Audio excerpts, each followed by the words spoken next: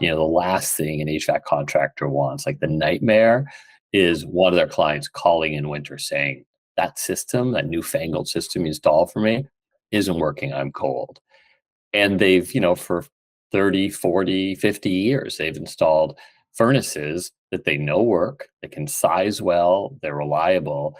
And so what's the motivation for them to try something new? And so I think like for many HVAC contractors.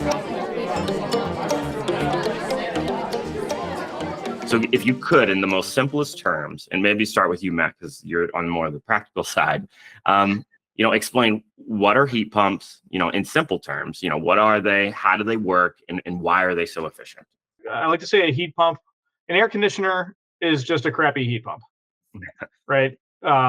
It's a heat pump that's missing a piece. The skill set to install a heat pump is the same as the skill set to install an air conditioner, whether it's central or ductless. And it's all the same certifications and the same kinds of workers do it. So that's just to say, a heat pump shouldn't be regarded as like some new and fancy thing. There are 20 million heat pumps installed today in the US. 56% of them are in the South. So it's not a red state, blue state thing. It's not a new technology. Yeah. It's something that's already out there in the marketplace. Many of the companies that make them are at scale already.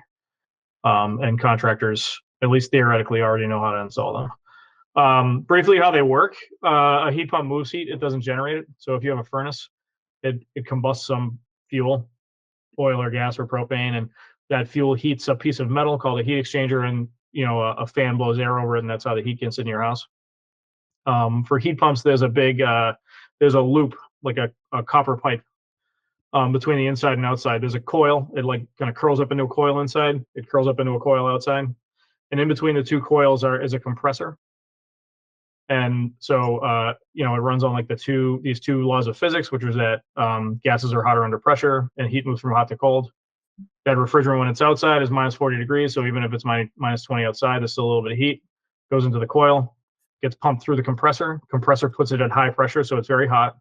Goes inside, air blows over the inside coil, deposits the heat in the house, comes back outside, gets depressurized again, and that's very cold, and starts the cycle again. So that's how it moves. And that way, it's kind of like it's just using the energy from the pump and the compressor to like harvest heat and just move it inside rather than having to burn something. So while the most efficient gas furnace that's available is about 96% efficient, heat pumps can be, well, I don't know, certainly the ground source ones can be up 500% efficient or more.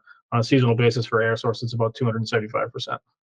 If you want like a one-liner on like what is a heat pump, I'd say it's an air conditioner that works in two directions. The other thing I just thought I'd clarify, we may throw around a lot of numbers, Matt, throughout the 20 million existing heat pumps.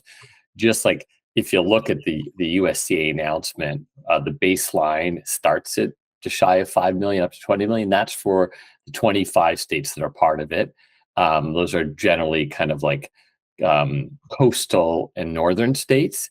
Most heat pumps, as Matt said, are actually in the South and the Southeast. It's kind of ironic with some of the culture discussions about this. Most heat pumps are in like, red tilting states.